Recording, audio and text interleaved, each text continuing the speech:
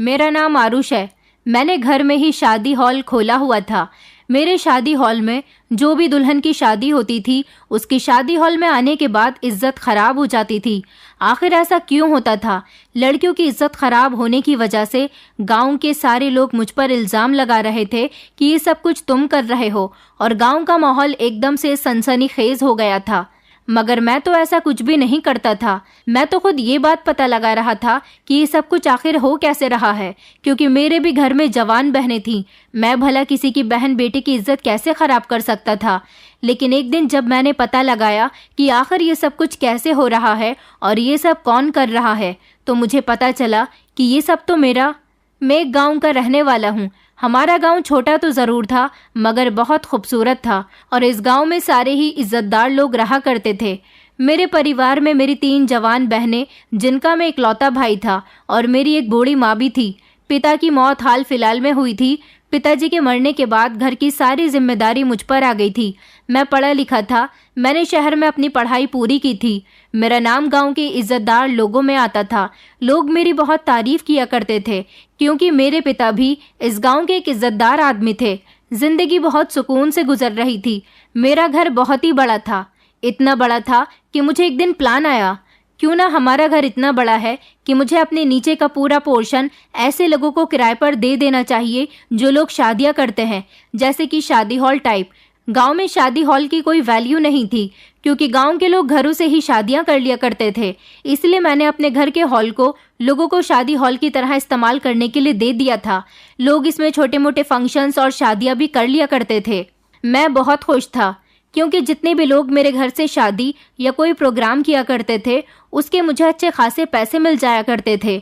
मेरा यही काम बहुत अच्छा चल रहा था, क्योंकि जिन लोगों के यहाँ शादियां हुआ करती थी, मैं उन लोगों के घर काम काज में खूब हाथ बटाया करता था और कोशिश करता था कि इन लोगों का फंक्शन अच्छे तरीके से निपट जाए, किसी तरह की कोई कमी न रहे, ताकि अगली बार भी ये लोग मेरा ही घर फंक्शंस के लिए किराए पर लिया करें। हमारे पूरे गांव में हमारे जैसा घर किसी का भी नहीं था, इसलिए मेरा ये तरीका काम कर गया था। मैं अपने इस तरीके से ढेर सारे पैसे कमा रहा था। सब बिल्कुल सही चल रहा था। बहुत सारे ऐसे लोग थे जो मेरे घर से शादियां कर चुके थे, मगर अचानक एक दिन मेरे घर पर शादी होने वाली दुल्हन के साथ एक घटना घट गई। और ये कोई छोटी मोटी घटना नहीं थी, बल्कि दुल्हन को बेहोश करने के बाद उसकी इज्जत के साथ खिलवाड़ किया गया था। हमारे गांव के एक जमींदार की बेटी की शादी मेरे ही घर से होने वाली थी। मैंने उनको अपने घर का नीचे वाला पूरा पोर्शन दे दिया था, जबकि दूसरी मंजिल पर दुल्हन के लिए एक कमरा भी बनाया गया था। जमींदार अपनी बेटी की शादी से बहुत खुश था, क्योंकि उसकी बेटी बहुत शरीफ थी और हमेशा उसकी बेटी ने अपने पिता की आज्ञा का पालन किया था। वो बहुत अच्छी थी, देखने में भी बहुत सुंदर थी। आज उसकी मेरे घर से शादी होने जा रही थी। दुल्हन की बारात हमारे द्वार पर आ गई थी। बारात का खूब अच्छे से स्वागत किया गया था। उन लोगों को खाना भी अच्छे तरीके से खिलाया गया था, और खाने में वैरायटी भी कई तरह की थी। मैंने और मेरे दोस्तों ने भी उन लोगों का भरपूर तरीके से साथ दिया था, क्योंकि मेरे घर में होने वाली हर शादी में मैं अपने दोस्तों के साथ भरपूर हिस्सा लिया करता था।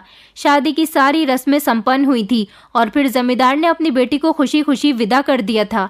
सारे काम सही तरीके से हो गए थे।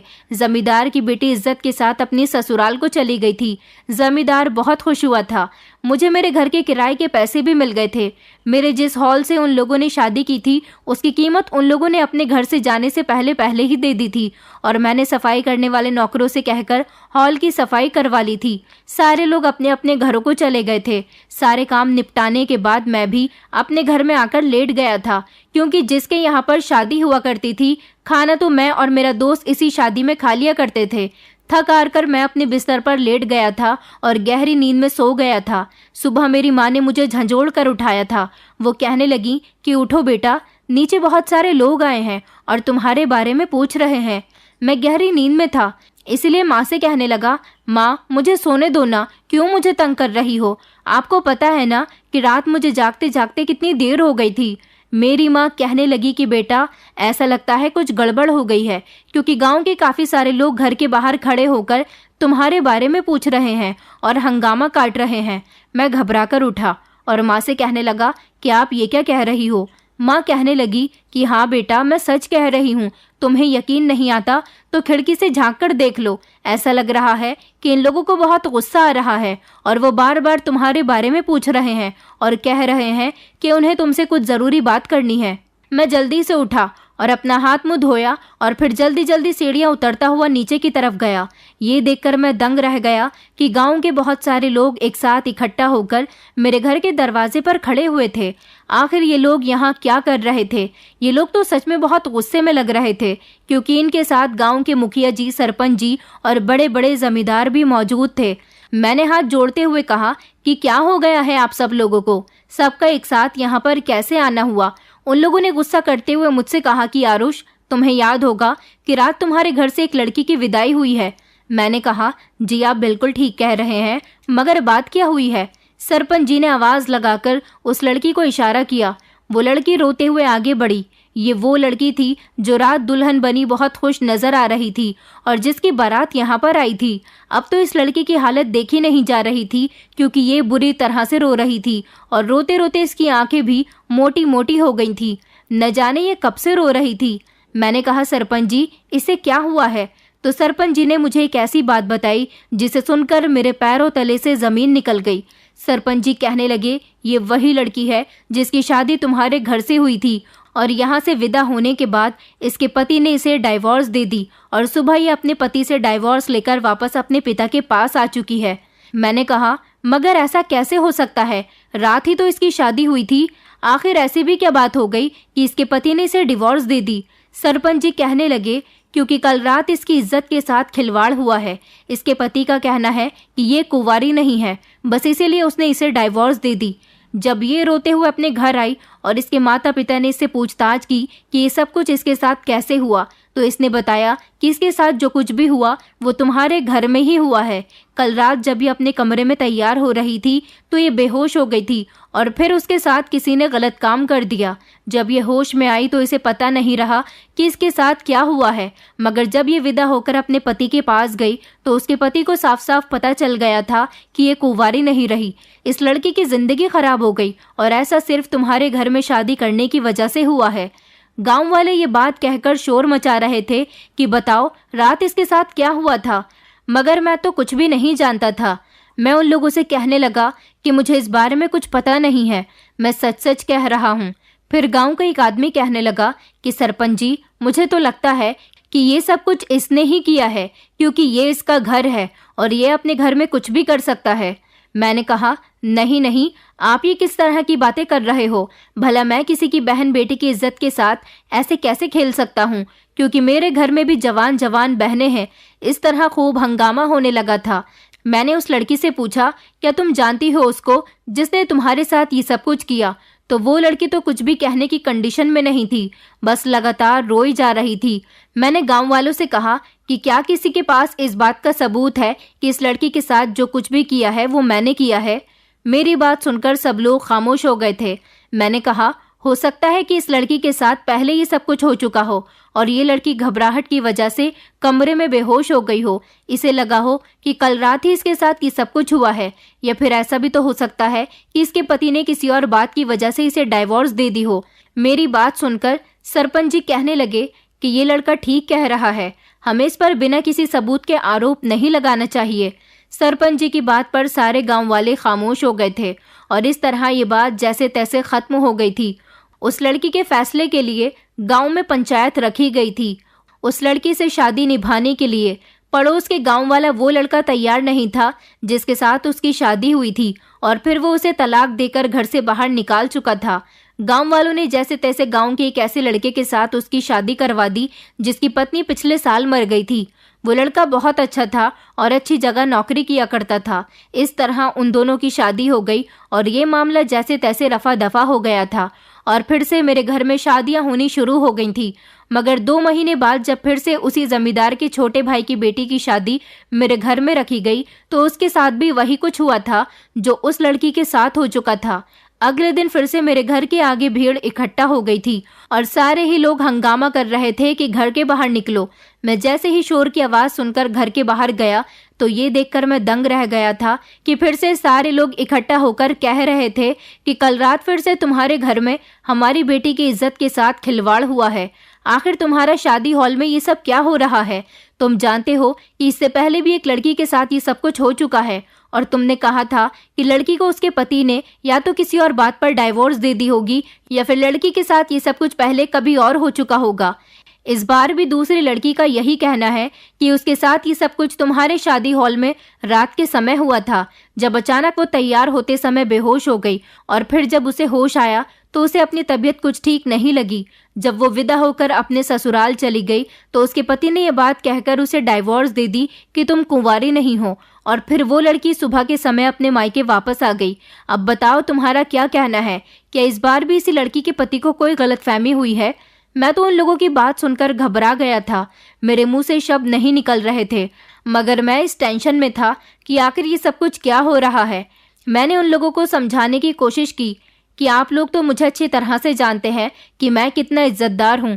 मेरे पिता के बारे में भी आप लोग जानते थे। हमारे खानदान में दूर दूर तक किसी ने भी किसी की बहन बेटी को नजर उठाकर कभी नहीं देखा। मैं ऐसा कभी नहीं कर सकता, क्योंकि हर फंक्शन में मैं आप लोगों के साथ काम में लगा रहता हूँ। तो फिर मैं ऐसा कैसे कर सकता हूँ? मुझे तो कामकाज में इतना वक्त ही नहीं मिलता कि मैं एक पल सुकून कभी ले सकूं। खाना भी आप लोगों की नज़रों के सामने ही बैठकर खाता हूँ, और फिर जब तक आप लोग अपने घर को वापस नहीं चले जाते तब तक मैं अपने घर वापस नहीं जाता। वो लोग कहने लगे, तो फिर तुम्हारे यहाँ दूसरी बार ऐसा हादसा क्यों हुआ? मैंने कहा, मैं इस बात का कोई जवाब नहीं जानता, क्योंकि आप लोगों की ही तरह इस घटना से मैं भी अनजान हूँ। मैंने इस बार फिर से गांव के लोगों से यही कहा था कि क्या कोई ऐसा सबूत है जो ये बात जाहिर करता है कि इस लड़की के साथ गलत करने वाला मैं हूँ। जब लड़की से पूछा गया तो उसने मना कर दिया कि उसे नहीं लगता कि मैंने उसके साथ ये सब कुछ किया है। इस तरह पंचायत ने इस लड़की के हक में भी कोई सही फैसला करके इस लड़की की जिंदगी को भी बेहतर बना दिया था। मगर मैं इस बात से परेशान था कि मेरे घर में ये सब कुछ कैसे हो रहा था। आखिर मेरी अपनी भी तो बहनें थीं, उन्हें तो आज तक कभी कोई नुकसान नहीं पहुंचा था। मैं बहुत परेशान रहने लगा था। गांव वाले सबका इल्ज़ाम मुझे दे रहे थे। वो तो अच्छा होता था कि मैं अपनी समझदारी से और सबूत की बात करके उन लोगों के सवालों से बच जाता था, मगर मैं परेशान इस बात से था कि अगर किसी दिन इन लोगों को कोई ऐसा सबूत मिल गया जो ये बात जाहिर करता हो कि दुल्हनों के साथ ये सब कुछ मैं करता हूँ, तो मुझे इस गांव से निकाल दिया जाएगा। आखिर गांव में मेरी क्या इज्जत रहेगी? मेरी माँ ने जब मुझे परेशान देखा तो वो यही कहने लगी कि अच्छे लोगों के साथ हमेशा अच्छा होता है और बुरे लोगों के साथ हमेशा बुरा होता है।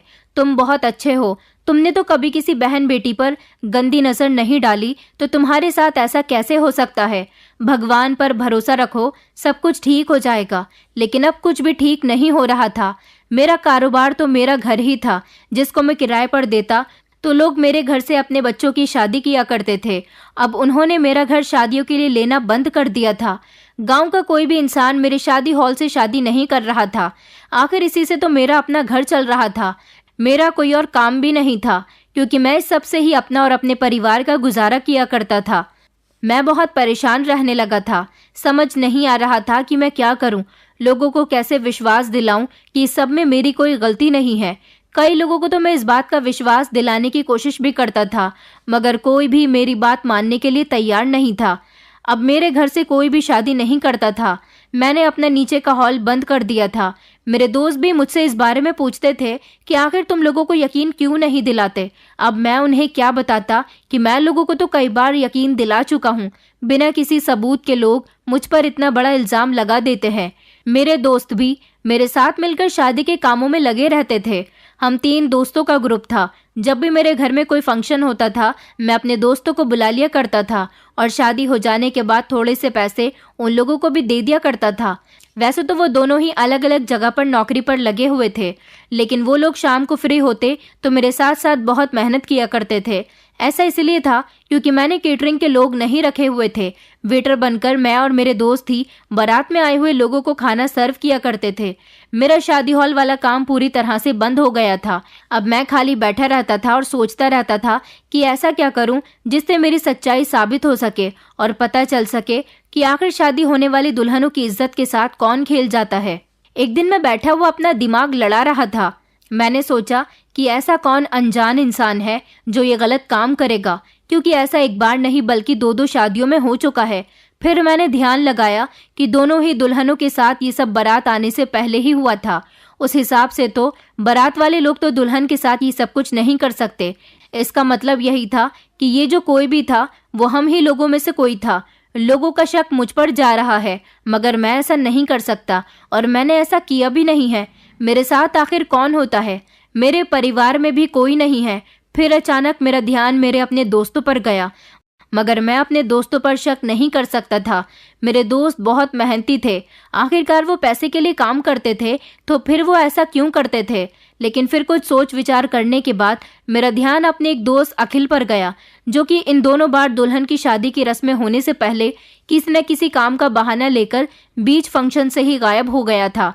सबसे पहली बार जब ऐसा हुआ था तो बारात आने से पहले अखिल ने कहा था कि उसके घर से फोन आ गया, उसकी मम्मी की तबीयत ठीक नहीं है, इसलिए वो अपने घर को चला गया था और फिर पूरे 2-3 दिन तक वो वापस नहीं आया था। और जब दूसरी बार ऐसा हुआ तो अखिल कहने लगा कि उसे एक ज़रूरी काम याद आ गया, वो 1 घंटे में वापस आ जाएगा, मगर 1 घंटे बाद वो वापस नहीं आया था। जबकि दूसरी वाली शादी में भी वो 2-3 दिन के बाद ही मेरे पास आया था, क्योंकि मैं उसे पैसे दिया करता था। मेरी समझ नहीं आ रहा था कि मैं अखिल पर शक करके सही कर रहा हूँ या गलत। लोग मेरे घर से शादियां करने पर बहुत ज़्यादा डर गए थे। पूरे गांव में यही अफवाह फैल गई थी कि इस लड़के के शादी हॉल को कोई भी शादियों के लिए किराए पर मत लेना, क्योंकि इसके यहाँ से शादी होने वाली लड़कियां शादी से पहले ही अपना कुंवारापन खो देती हैं और फिर इस शादी के बाद उन्हें उनके पति तलाक देकर घर से निकाल देते हैं। ये बात पूरे गांव में आग की तरह फैल गई थी और मेरा कारोबार दिन ब दिन ठप होता जा रहा था। मेरी मम्मी को मेरी बहनों की शादी की फिक्र लगी रहती थी, क्योंकि वो भी जवान हो गई थी। वैसे तो एक बहन की शादी के लिए तो मैंने थोड़ा सा दहेज इकट्ठा कर लिया था, लेकिन मेरी दूसरी बहन के लिए उसे देने के लिए मेरे पास कुछ भी नहीं था और मेरी दोनों ही बहनें एक जैसी ही उम्र की थी, इसलिए मैं उन दोनों की शादी एक ही दिन कर देना चाहता था। समझ नहीं आ रहा था कि मैं क्या करूं। गांव वालों के सामने अपनी बेगुनाही कैसे साबित करूं, उन्हें कैसे बताऊं कि इसमें मेरी कोई गलती नहीं है। न जाने क्यों गांव के लोग ऐसा होने पर मुझे सजा दे रहे हैं। हालांकि मेरे हॉल से लोग बहुत सारी शादियां कर चुके हैं और आज तक कभी ऐसा कुछ नहीं हुआ। न जाने क्यों इन दोनों शादियों में ही ऐसा हुआ था। फिर मैंने दिमाग लगाया कि दोनों ही बार जमींदार की बेटी और जमींदार के भाई की बेटी के साथ ऐसा हुआ। इसका मतलब जरूर इस बात का कोई ना कोई कनेक्शन है। मुझे कुछ न कुछ करके तो ये बात पता लगानी ही थी कि आखिर ये सब कुछ किसने किया था, ताकि सब कुछ खुलकर गांव वालों के सामने आ सके और मैं इज्जत से सर उठाकर जी सकूं और मेरा काम भी वापस से चलने लगे। इसलिए मैंने एक प्लान बनाया और मैं अकेला ही गांव के सरपंच के पास चला गया। गांव के सरपंच जी के पास जाने के बाद मैंने जो कुछ भी सोचा हुआ था वो उनको बता दिया और उनसे कहा कि आप मेरा साथ देंगे तो जरूर हम उस इंसान को पकड़ पाएंगे जिसकी वजह से लोग मुझे गलत समझ रहे हैं। मेरी मदद करने के लिए सरपंच जी तैयार हो गए थे। इसीलिए सरपंच जी ने उसी जमींदार की छोटी बेटी की शादी मेरे शादी हॉल में करवाने का फैसला किया और फिर शादी का दिन भी तय कर दिया गया था। सारे गांव में ये बात फैला दी गई थी कि अब जमींदार की दूसरे नंबर वाली बेटी की शादी है और उसकी शादी का निमंत्रण सारे गांव वालों को दे दिया गया था। गांव वाले इस बात से कंफ्यूज हो रहे थे कि जमींदार इस बार भी क्यों मेरे घर से अपनी बेटी की शादी करना चाहता है। लोग जमींदार से बहुत सारे सवाल कर रहे थे, मगर जमींदार ने किसी की भी बात का कोई जवाब नहीं दिया, क्योंकि वो भी मेरे प्लान में शामिल था। और फाइनली शादी का दिन भी आ गया था। बारात आने से आधा घंटे पहले मैंने दुल्हन के कमरे को अच्छी तरह से जांच लिया था और अपने दोस्तों से भी कह दिया था कि वो लोग सही समय पर काम करवाने के लिए शादी हॉल में आ जाए। इस बार भी जमींदार की छोटी बेटी की शादी है और वो मेरे ही हॉल से शादी करना चाहता है। शाम के टाइम तक मेरे दोनों दोस्त मेरे घर आ गए थे, जबकि शादी के लिए खाना बनना शुरू हो गया था और हमने भी शादी हॉल में सजावट कर ली थी। धीरे धीरे मेहमान आना भी शुरू हो गए थे। दुल्हन भी हॉल में आ गई थी और दुल्हन को उसके कमरे में भेज दिया गया था और लड़कियां उसे तैयार करने के बाद बारात के स्वागत में बिजी हो गई थी। मगर मैं अपना मोबाइल लेकर अपना काम करने के लिए बैठ गया था, क्योंकि मैंने दुल्हन के कमरे में पहले ही कैमरे लगवा दिए थे और उनको अपने मोबाइल से कनेक्ट कर लिया था ताकि देख सकूं कि कमरे के अंदर कौन कौन जा रहा है। कुछ लड़कियां थीं जो दुल्हन से बातचीत कर रही थीं और फिर उसके बाद वो भी कमरे से बाहर आ गई थी। दुल्हन कमरे में अकेली बैठी हुई थी, मगर ये देखकर मैं दंग रह गया था कि दुल्हन के कमरे में जाने वाला इंसान मेरा दोस्त अखिल था और उसके हाथों में एक फूलों की थाली थी। वो फूलों की थाली कमरे के अंदर लेकर गया था। ये सफेद चमेली के फूल थे। आखिर इन सफेद रंग के फूलों का तो पूरे प्रोग्राम में कोई काम ही नहीं था और ना ही ये फूल हमने किसी काम के लिए मंगवाए थे। फिर अखिल दुल्हन के कमरे में सफेद रंग के फूलों की थाली रखकर कमरे से बाहर चला आया था। ये बात मेरी समझ नहीं आई थी। मैं अपने मोबाइल से दुल्हन के कमरे का नजारा साफ साफ देख रहा था। थोड़ी ही देर गुजरी थी कि मैंने देखा दुल्हन बैठे बैठे अचानक बिस्तर पर गिर गई थी। इसका मतलब ये था कि वो बेहोश हो गई थी, मगर वो बेहोश कैसे हुई थी, ये बात तो मेरी समझ नहीं आई थी। अगले ही लम्हे कमरे के अंदर आने वाले इंसान को देखकर मेरे पैरों तले से जमीन निकल गई थी, क्योंकि थोड़ी देर के बाद दोबारा मेरा दोस्त अखिल दुल्हन के कमरे में आया और उसने कमरे के दरवाजे को अंदर से अच्छी तरह से बंद कर लिया। फिर वो धीरे धीरे दुल्हन के करीब जाने की कोशिश कर रहा था। तभी मैंने झट से मोबाइल बंद किया और मैं 2-3 लोगों को अपने साथ लेकर दुल्हन के कमरे में चला गया। देखा तो दुल्हन के कमरे का दरवाजा अंदर से बंद था। मैंने झट से दरवाजा खोलने की कोशिश की, मगर दरवाजा नहीं खुला, इसलिए मैंने दरवाजे को तोड़ दिया था। मेरे साथ काफी सारे लोग थे। उन सब लोगों ने अखिल को दबोच लिया और उसके साथ मारपीट करनी शुरू कर दी, जबकि दुल्हन अभी भी बेहोश बिस्तर पर पड़ी हुई थी। कुछ औरतों ने कमरे के अंदर जाकर दुल्हन को होश में लाने की कोशिश की, मगर दुल्हन होश में नहीं आ रही थी। जल्दी से डॉक्टर को बुलाया गया और अखिल को हम सब लोग पकड़कर नीचे की तरफ ले आए थे, जहां पर शादी का समारोह हो रहा था। पहले ही मेरे साथ के लड़के अखिल को काफी मार चुके थे और धकेलते हुए उसे नीचे लेकर आ गए थे। शादी का समारोह बंद कर दिया गया था। सब लोगों के सामने अखिल को कहा गया कि तुम सच्चाई बताओ, आखिर तुम ये सब कुछ क्यों कर रहे थे। डॉक्टर ने दुल्हन के बारे में बता दिया था कि ये थोड़ी देर में होश में आ जाएगी। मैंने अखिल से सवाल किया कि बताओ, तुमने ये सब कुछ क्यों किया। तुम नहीं जानते कि तुम्हारी करतूत की वजह से मेरा कितना बड़ा नुकसान हो रहा है। लोगों को लगता है कि दुल्हनों के साथ ये सब कुछ मैं करता हूँ, मगर आज पता चला कि तुम ये सब कुछ करते हो। बताओ, तुम क्यों दुल्हनों के कमरे में गए थे और दरवाजा बंद करने के बाद तुम उसके साथ क्या करने की कोशिश कर रहे थे। अखिल कुछ भी बताने के लिए तैयार नहीं था। वो मेरा दोस्त था, मगर मुझे उससे ऐसी उम्मीद नहीं थी। मैंने उसके गाल पर एक जोरदार थप्पड़ मार दिया। तब जाकर वो अपनी सच्चाई उगलने को तैयार हुआ था। गांव के सारे लोग मेरे घर के आगे जमा थे और अखिल के मुंह से सारी सच्चाई सुनने के लिए बेचैन हो रहे थे। फिर अखिल ने बताया कि मैंने इन लड़कियों के साथ कुछ भी गलत नहीं किया। जैसा मेरी बहनों के साथ हुआ था, वैसा ही मैं इन जमींदारों की बेटियों के साथ करना चाहता था। 10 साल पहले की बात है। मेरी 2 जवान बहनें थीं। जब मैं शहर में पढ़ाई करने के लिए गया हुआ था, हमारे घर पर कोई भी मर्द नहीं था, क्योंकि मेरे पिता मर चुके थे और मैं अपनी बहनों का इकलौता भाई और माँ का इकलौता सहारा था। इसलिए उन्होंने मुझे शहर पढ़ने के लिए भेज दिया था, ताकि मैं पढ़ लिख कर उनका सहारा बन सकूं। मुझे एक दिन पता चला कि मेरी बड़ी दीदी ने आत्महत्या कर ली है।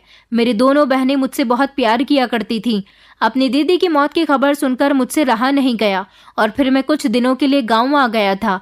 मैंने बहुत जानने की कोशिश की कि मेरी दीदी ने आत्महत्या कैसे की, मगर इस बारे में कुछ पता ही नहीं चला था।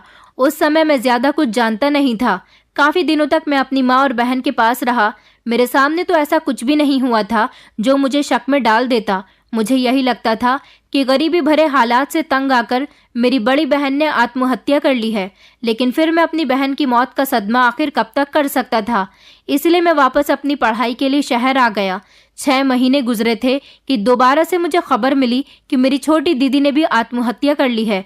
जब मैं घर आया तब ये देखकर दंग रह गया था कि मेरी दोनों बहनें ही आत्महत्या करने की वजह से इस दुनिया से जा चुकी हैं। आखिर उनके साथ ऐसा भी क्या हो रहा था जिसकी वजह से वो दोनों आत्महत्या करने पर मजबूर हो गई थी। अब घर में मेरी माँ अकेली रह गई थी और मैंने भी सोच लिया था कि अपनी माँ को अकेले नहीं रहने दूंगा। इसलिए मैंने शहर में रहना छोड़ दिया था और मैं रोज बस से शहर का आना जाना किया करता था। मेरी दोनों बहनों के बारे में पता नहीं चला कि उन्होंने ये सब कुछ क्यों किया। लेकिन जब एक दिन मैं अपनी छोटी दीदी के कमरे में गया और उनकी एक डायरी मेरे हाथ लग गई, तो मुझे अपनी दोनों बहनों की आत्महत्या की वजह पता चल गई थी।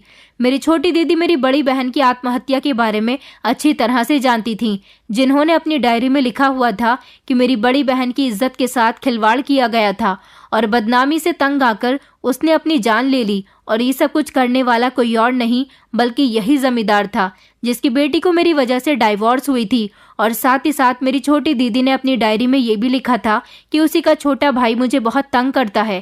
कहने को तो वो दोनों भाई शादीशुदा हैं और उनके छोटे छोटे बच्चे हैं, मगर उनकी नज़र हम दोनों बहनों पर रहती थी।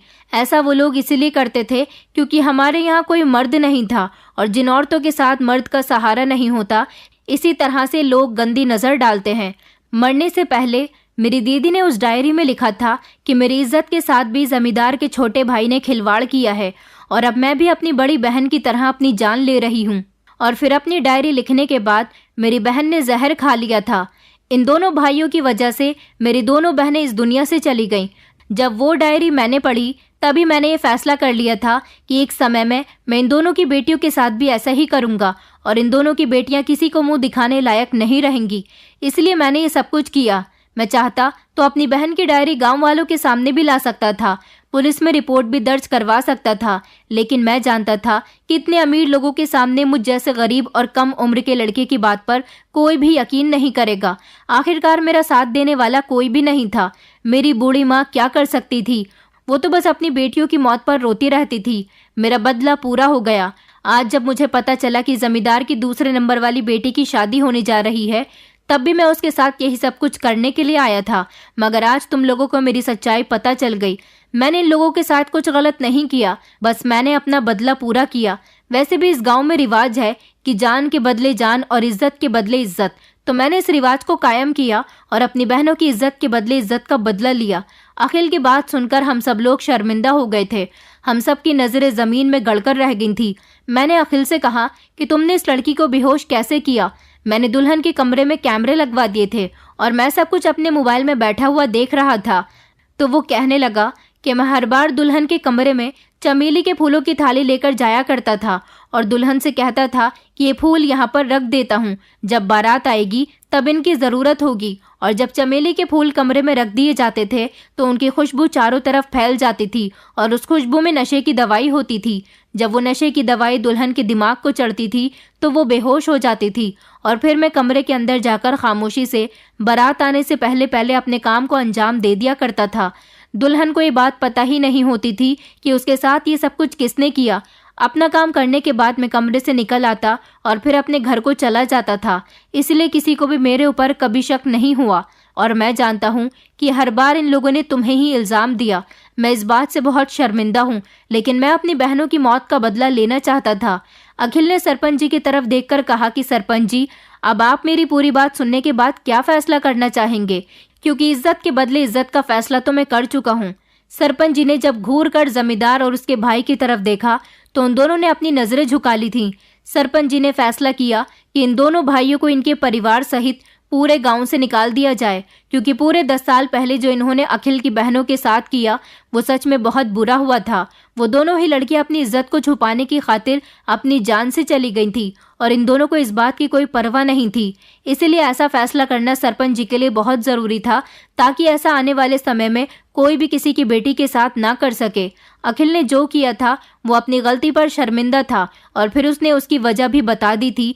वो हम सब लोगों से हाथ जोड़कर माफ़ी मांग रहा था।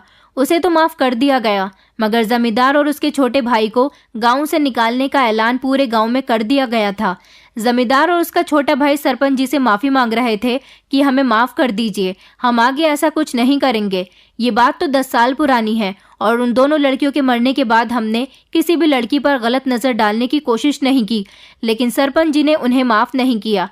सरपंच जी कहने लगे कि तुम दोनों की वजह से लड़कियों की इज्जत भी गई और उनकी जान भी गई। उनकी जान तो कभी वापस नहीं आ सकती और ना ही गई हुई इज्जत कभी वापस आती है।